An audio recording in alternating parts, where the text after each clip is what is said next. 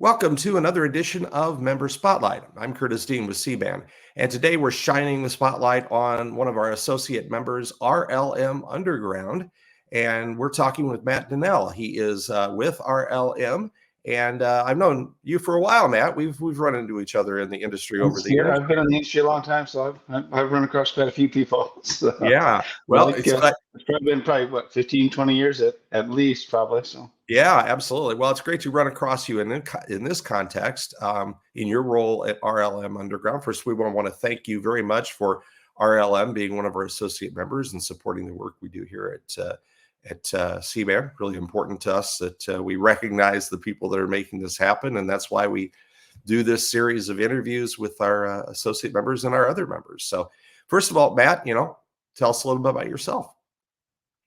well, the 50,000 foot level. I've been in the telecom industry since what 1977. So Wow.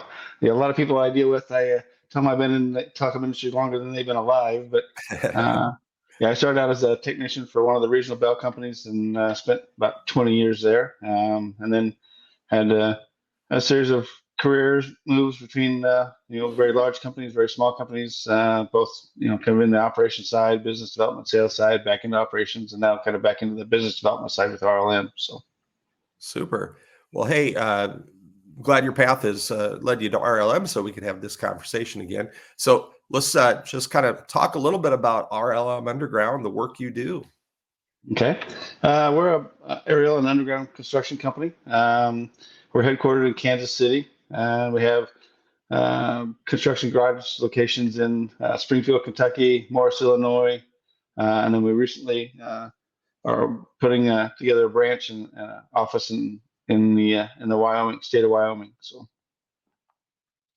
we've got crews kind of scattered all over the country, working not every single state, but quite a few states in the area of the Midwest. We're not along the East Coast or West Coast, but kind of state just about every state in between. So a wide reach, and that's probably very vital in this industry because projects are all over the place right now. We've got all kinds of telecom projects going on. Do you guys specifically do broadband work, or do you do work It's for pretty other much, yeah, people? fiber mainline construction. We don't do a lot of the drop installation part. Most of the time when we're placing the mainline stuff, they still haven't gone through and done the marketing or figured out which houses are. Sure. So a lot of our stuff is, we get the distribution and the mainline network in and spliced, and then the company takes over from there as far as doing their marketing and launching the services. So. Sure. So we probably got people watching this that they're not as familiar with building broadband networks as the two of us are, and obviously some people on here could teach us a thing or two. But for those lay people, talk a little bit about some of the types of equipment that you use in order to build a network. You have to use different tools for different use cases, right? Correct. Yeah, on the underground side, we use what they call directional boring equipment. Basically, it's a machine that pushes a rod through the ground that they can kind of control and guide to up, down, left, right to work around different facilities. And then they'll use that pipe to pull the conduit and fiber back through the ground, from vault to vault. And then we also use the sort of backhoes and trenchers and plows and stuff depending on the project. A lot of the we got projects going on right now in rural states that we're just plowing down the county roads, and it's a large vibrating plow that basically just kind of knifes its way through the ground, Mhm. placing the conduit and cable simultaneously to the plow operation. So on the aerial side, we've got crews that projects will actually put up the strand and then lash the cable and stuff to that strand. Other projects where the strand's existing and we're just overlashing, what they call overlashing the fiber onto that existing. And then other projects with some of the companies that use what they call ADSS type fiber, which is basically a self-supporting fiber where there's no, the fiber doesn't require a strand. It's manufactured to the point where it can be placed aerially just by itself. So.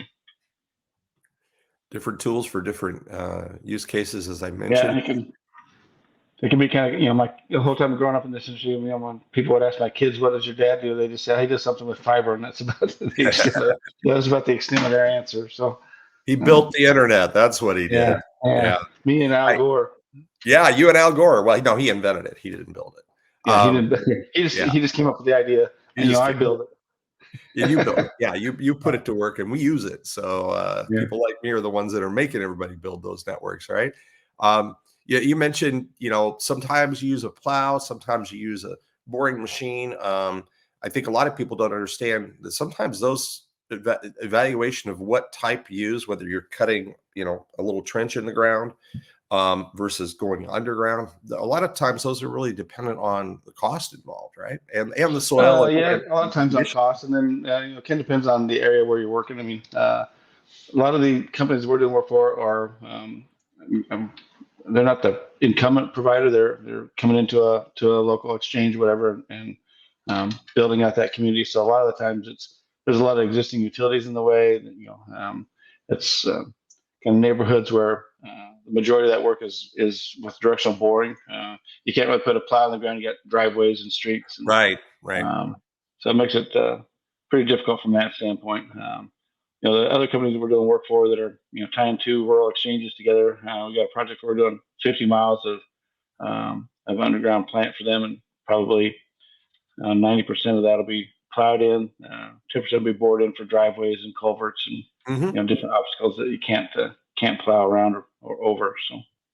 So they go down the road with a plow or in the ditch or wherever it Yeah, is, but until they get to say a road crossing or a driveway, driveway and or then a they have culvert, and to. then they'll directional bore underneath that, and then start to plow back up again. So. What Um, are I know that I'm always fascinated by the directional boring, and I've seen demonstrations and I've heard stories about what's are some of the longest underground boring runs that you've had to do. Would they be like under rivers or through long runs? yeah, some of the river stuff. I mean, we have to bring in companies that have larger drills. I mean, those are really long shots, deep shots. Sure. And usually, if you're going under the river, you're going to pull back like a 6-inch steel pipe or something that you can add additional conduits to. So, once you go to that expensive, going under that river, you want to make sure you got plenty of capacity Right. for whatever you want to use for that pipe. So, um, most of our machines, probably, well, a lot of it depends on what part of the country and what the dirt's like. Yeah. You get some areas that are kind of rocky, kind of cobble, 2, 3, 4, 500 feet. Um, is kind of a goal for the day, and then other areas where you try to get 1,000 feet or more a day boring. So just kind of depends on the crew, depends on where you're at, depends on what kind of obstacles you're going around. So And I know that a challenge that construction companies face, especially in urban areas, is that the rights of way are very congested in some areas, and well, yeah. that's almost an art as well as a science to how to navigate a crowded right of way when you're the guy coming in for the sixth or seventh or eighth entity that is wanting to be in that right of way. Yeah, a perfect example, and I don't know if I can. I need to still see if I can find the pictures, but I know previous company we were doing some work in downtown Omaha where they had the streets all torn open and they were putting in, four 36-inch steam tunnel pipes Uh-huh. for the university downtown. I mean, all the stuff that was in the ground along with those pipes, I mean, conduit and cables. It was just like a spider's web. And so, anytime you work in those areas, trying to work around that stuff or drill around it or under it or it gets pretty complicated. So that's Yeah. why a lot of the downtown stuff gets pretty expensive. Yeah, I mean, time is money when it comes to those projects, right? If Yeah, it takes you 3 times as long to do it because of the complications of the project. That's 3 times more labor charges you have, and most of the cost of building any network is wrapped up in labor, not just materials. it's not. I always try to tell people like previous jobs. I mean, if I was putting in something brand new, it was like I was going to plan for the future. I was either going to put in one conduit, 1.25 inches, and then another, at least a 4-way or 7-way future path Hmm. that I could run microfiber through at a later date. And, I could either sell that dark fiber or I could lease out that conduit space or do whatever. So, I think the days of I think back to some of my early fiber days when the telephone company I was with did a cross country fiber with 6 fibers. Thought, yeah, we're never going to need more fiber than that. Yeah. And but I guess like 3 years later, they're back plowing that same cross country right away with a larger fiber because so just that, I think, like I said, the cost is in the the labor putting it in the ground. It's not the size of the Right. fiber count or how many conduit. It's put it in, plan for it, do it once, and then make sure you got at least somewhat a future, the future in mind. So Yeah, I always like to say, don't say future proof, say future ready.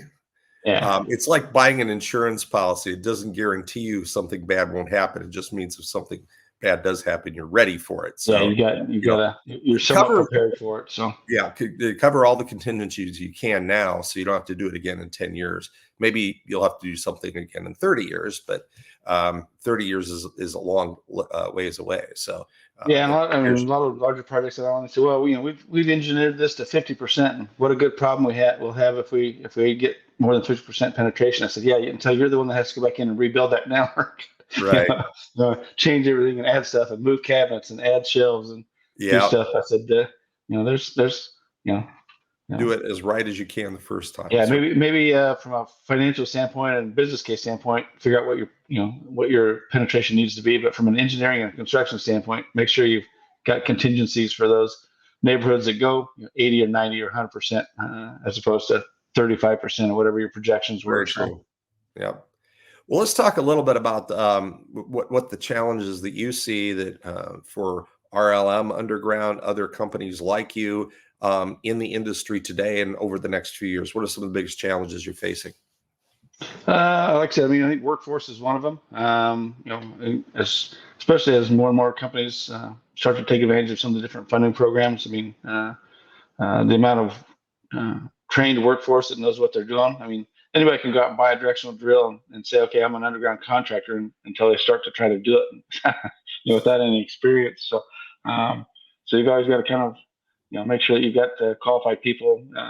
I've always said, give me somebody that's got the right attitude and the right aptitude. I can train them how to use the equipment or do the job or whatever, but they got to come in with the right mindset and have the some of a technical aptitude.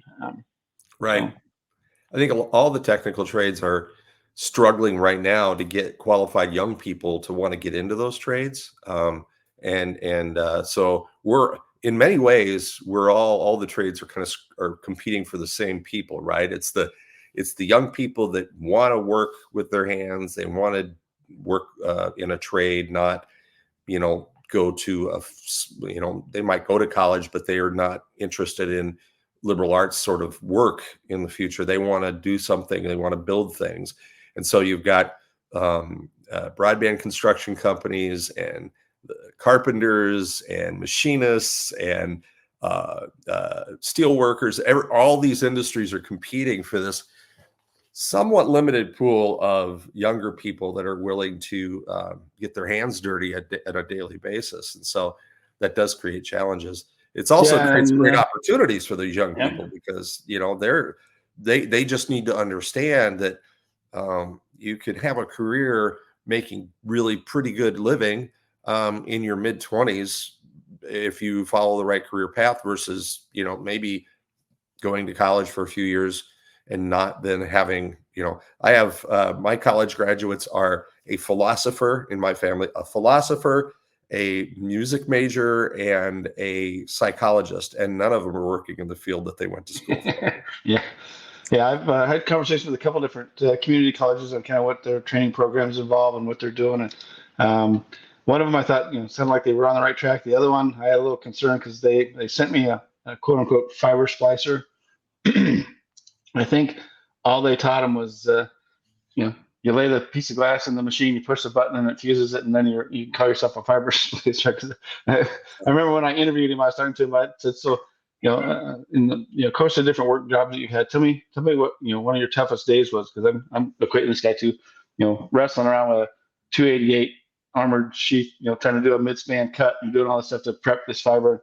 And he looks at me and goes, "Well," I said, "He even had to think about it for a minute." He goes, Well, there was one day when I was delivering packages, I had to run to the house in the rain, and I'm going, okay, if that was your toughest day on the job, I'm not sure you're cut out for this industry. But Yeah. uh, Yeah, you're going to be running to the ditch in the rain in a yeah, you're going to be thunderstorm. standing, knee deep in mud trying to fish this vault out of the bottom of a ditch, because the cable got cut, or Yeah. so Well, attitude and aptitude, I think you nailed it there on workforce development. Those are things that's hard to teach. It's hard to teach that in a school setting, an educational setting. That's generally things that are taught at home. That's something that is a yeah. learn from parents, learn from relatives and friends. That that attitude of getting it done and having a strong work ethic. That's not always easy to instill in somebody unless they've got it internalized to themselves. Yeah, I've always told people, I said, let me interview a farm kid from some rural area, or whatever, because farm kids growing up, they got that built-in work ethic. So, yeah, Unless they're the farm kids that say, "I will never do that again the yeah, rest of my life. yeah, I yeah. want a There's desk okay. job." I'm done on the farm. Let me go find something else. So, Yep. Well, before we close here, Matt, I just want to turn to it, and I've brought this topic up to many of our member spotlights. The BEAD funding is coming, so you're going to have providers scrambling for BEAD funds to build new networks, and you're going to have folks like you guys that are actually doing the construction. What are the challenges that presents to you guys? As are you having to try to work to scale up for that? And if so, how does that workforce challenge run into that? yeah. One of the things that I think we do really well is we try to. I mean, we're in the process of scaling up, and we've grown quite a bit over the last couple of years. But I think we try to do it somewhat. Control is not really the right word, but trying to manage the growth to make sure that we don't, go beyond our skis, or have whatever kind of phrase you want to use to say, okay, you know, it's like, one of the conversations I had when I first came on doing business development. I said, so, um, I mean, is there a point where there's too much work out there? That, I mean, Right. we can't get it all done, or we can't get enough. That's the other stuff too. Is, I mean, trying to get more drills and order more drills and get more equipment and get trucks, and that's one of the things that it's materials right now aren't an issue. But I know a couple of years past. I mean, I was hoarding splice cases and doing Oh everything I yeah. could because I couldn't get or electronics that they were giving me a 52-week lead time, and so that's going to be some of my concern when some of this bead money really starts to hit. Yeah. Is there going to be enough conduit and enough right size fiber and enough um, you know splice cases and sleeves and all the stuff you need for building this network? So Well, let's just hope and pray we don't have another global pandemic right when the yeah, BEAD funds are being deployed, because the global supply chain issues created a lot of angst, a lot of additional cost, and a lot of early retirements in this industry. yeah. So let's hope we can avoid that. Well, I mean, and I haven't, I don't know if I could quote anybody directly, but I know a couple people raised concerns about some of the requirements and restrictions around the bead Yeah, money.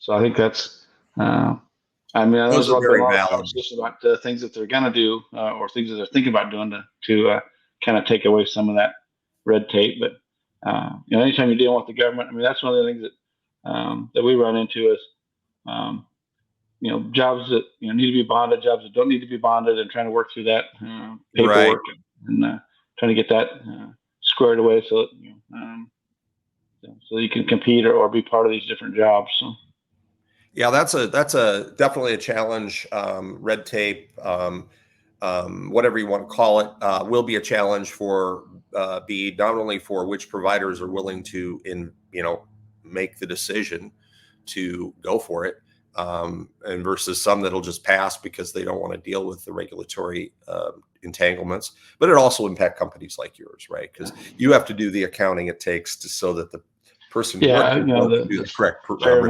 fair and labor wage. I mean, Yep. just different, payroll accounting, and just different things that some companies just say, hey, here's my project. Go build it. Send me an invoice when you're done.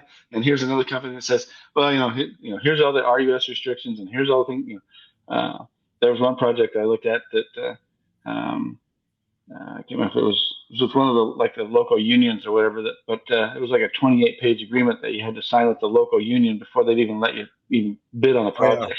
So it's Yeah. like, so how do I factor that cost into my per foot basis? So I make sure that that we're not overpricing it, but we're not losing money at the same time. So, one of the sayings I like is an obstacle or a brick wall is just a hurdle that you need longer legs to jump over. So some of these are not obstacles or barriers; they're just giant hurdles that you have to have superhuman strength to get around.